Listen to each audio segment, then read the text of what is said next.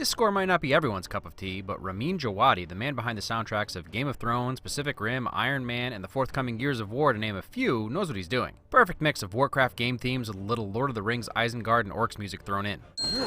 What's KG Beast doing in Azeroth? Size differences matter. This little opening desert shot lets us know that right up front. And the Orcs will smash you. Also, this opening sequence is very reminiscent of the opening of Warcraft 3. Starting off on the right foot.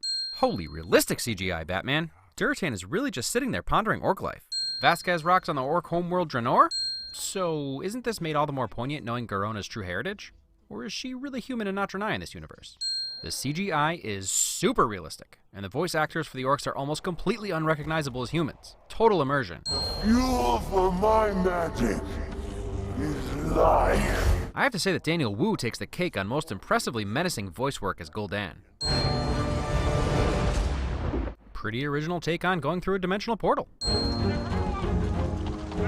Murloc! The attention to detail in terms of environments, armor, weapons, animals is all clearly made / rendered with care. Everything is gorgeous. Faithful Lion's pride in recreation down to minute details we can't even see. Well, that's just about the most beautiful thing to happen this year. I know I've already raved about the CGI, but this motion capture is astonishing. Just watch Durotan's expressions. Sculptor? Thank you. A super healing potion always does the trick. Magic Geiger counter divining tattoo? Have a good look around. A little foreshadowing if you're paying attention. The only reason Medivh would be suspicious of Khadgar right now is for fear of him finding out that he uses fel magic. Loving this accurate magic animation as if it's a controllable hologram. Very unique in the film world. Bell! Poetic irony. Gonna wish they noticed that meeting stone once the orcs start attacking. And our second look at the orcs versus humans nails home how much their size plays an advantage. No look kill. It's like a no look high five, just less people alive after. Does this make him the war chief formerly known as Blackhand? If orcs on horses wasn't funny enough, steering said horses by holding their heads is definitely a win. Freeing a slave. Dakar, and I will wear your tongue. Smooth transition from orcish to common, I guess?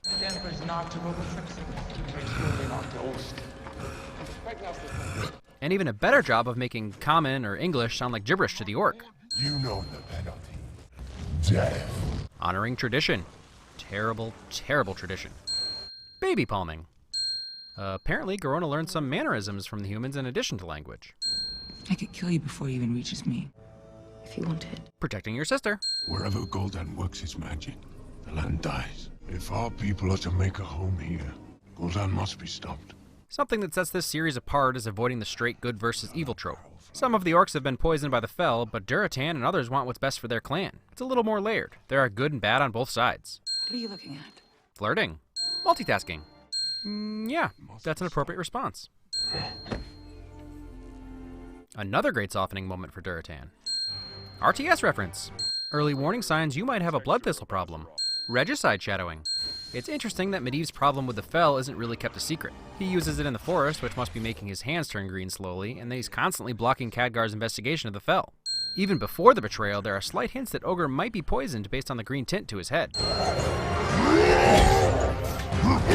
Beast mode. Finally get to see Durotan crush some skulls. And with the battle axe from the Blizzard HQ statue.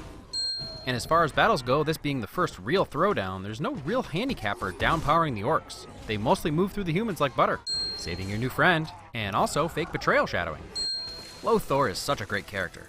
This is the first, but not the last time he attempts to go into certain death without hesitation. One place you've got to give this movie credit is its fearlessness to kill characters. And you gotta give it up for Travis Fimmel. Dude can emote. Generosity.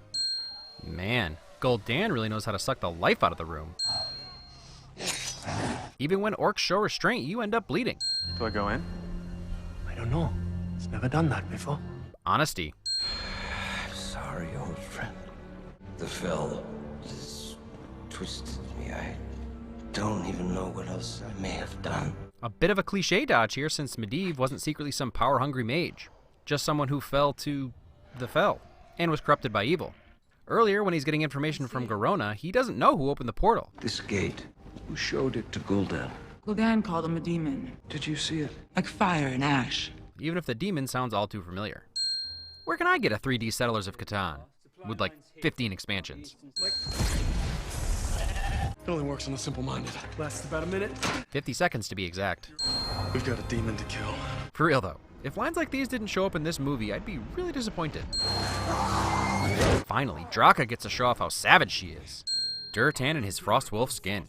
Yes sir. Whoa, so Gul'dan isn't the slouchy, hobbled old man we've been led to believe? Dude, shredded. And this is when things start to get serious. Best fight in the movie. Another big piece of the puzzle that sets this story apart. No perfect all-fixing sacrifice. Durtan set out to prove that Gul'dan was not honorable, and I think he had a good idea he would cheat since Ogrim said, They wouldn't follow him if they could see what he has become. so everything went according to plan, and even though they call him a traitor, it still wasn't enough to change things. And now we finally get to what we've all been waiting for. The huge, epic battle between orcs and humans. It's totally enthralling and brings life to what lots of fans have wanted to see since they picked up the game. And it focuses in on our heroes enough while still keeping it sprawling. Saving your new friend. And at the same time as the battle, we get a more personal but equally riveting fight between Khadgar, Lothar, Medivh, and Medivh's Golem. Believing in yourself. Somehow that little boots stuck scene makes everything he does from here on out a little bit cooler. Could be the Die Hard effect. I'm gonna go with that. Don't kill your friend. Love that little last fight in Medivh's eyes against Sargeras. Protecting your friend. Leveling up, even with the correct yellow lights. I'm proud of you. The relationship between Khadgar and Lothar that builds from pretty much disdain to an arm's length tolerance to them really working together is done really, really well and feels totally authentic. Coolest flying mount ever. Stormwind. And Medivh is set free, finally redeemed. Khadgar, I'm sorry. Sincere apology win. Or killing me will make you a hero. Bring peace between orcs and humans. Self-sacrifice for the greater good. Gramash Hellscream. The Horde embraces you, Orc. Acceptance from your peers. You know, I really wasn't expecting them to work Zug Zug in, but it's done really tastefully as a chant. Coolest flying dismount ever. And how awesome is Lothar's Griffin trashing orcs? I mean, just trashing them. As Lothar stares down Blackhand into a challenging smirk, I'd like to remind you of the Die Hard effect, and how not since Achilles stabbed that one guy has a one-slice kill been so satisfying. Well, two-slice, I guess. Do as I say! Grom Hellscream again, and now Kargath Bladefist? Pretty bleak ending, which is a bold move. Two men sacrifice themselves with no immediate effects. Still, Durtan gets a self-sacrifice win. I pulled that from Lane's neck. Well, there has to be an explanation. Intuition. Ragnarok! You pronounced Alliance wrong. Yay! And our people need a leader now, more than ever. I think I'll call you Thrall. Where's the love, America? China saw this film's value? What gives? Does every fantasy have to live up to Lord of the Rings or it's garbage? That's not entirely unfair because Peter Jackson did set the bar, and the bar is really high. One of the biggest complaints about this movie is how much they jam into a little over 120 minutes and that a lot of it feels unexplained. I won't completely disagree, only to say that it's less that it's not explained, at least as far as plot-relevant information is concerned, and more that a whole crap ton is thrown at you right away and you literally can't blink or miss a word. Which can be tough with the orc's growly, sometimes mumbled speech, but all the pertinent information is there, just not always the easiest to discern.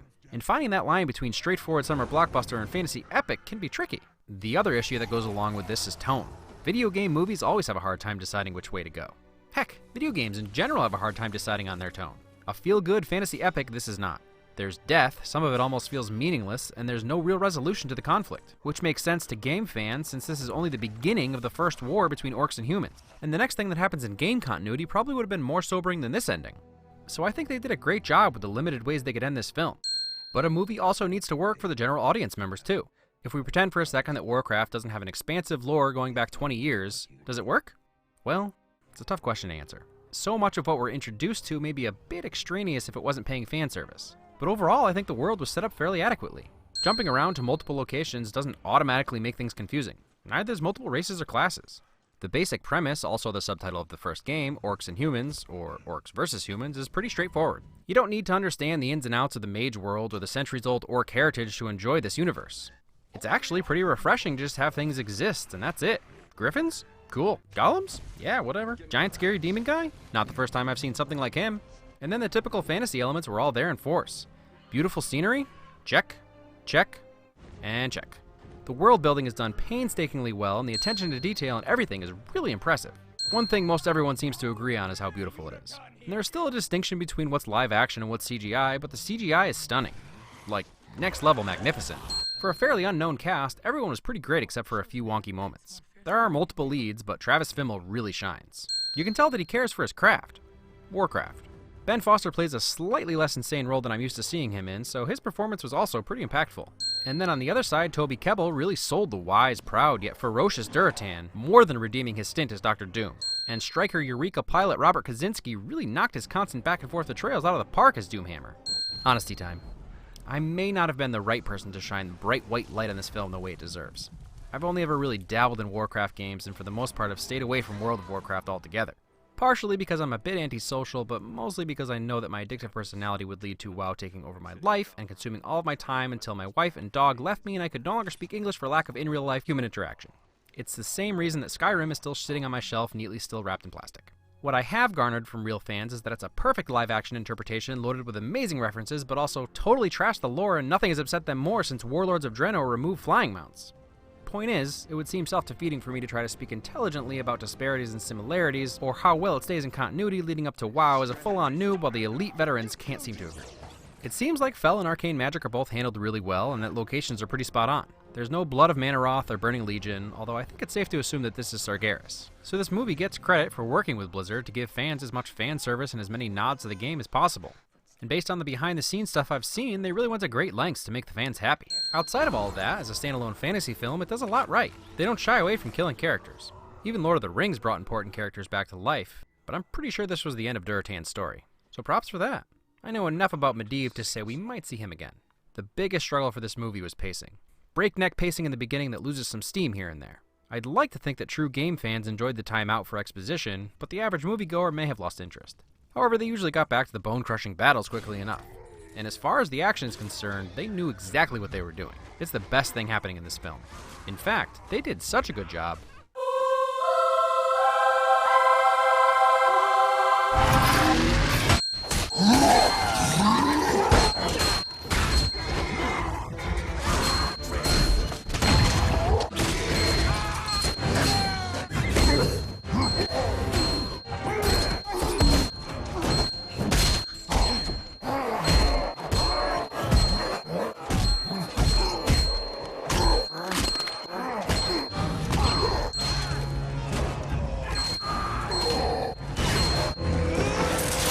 That was tearful.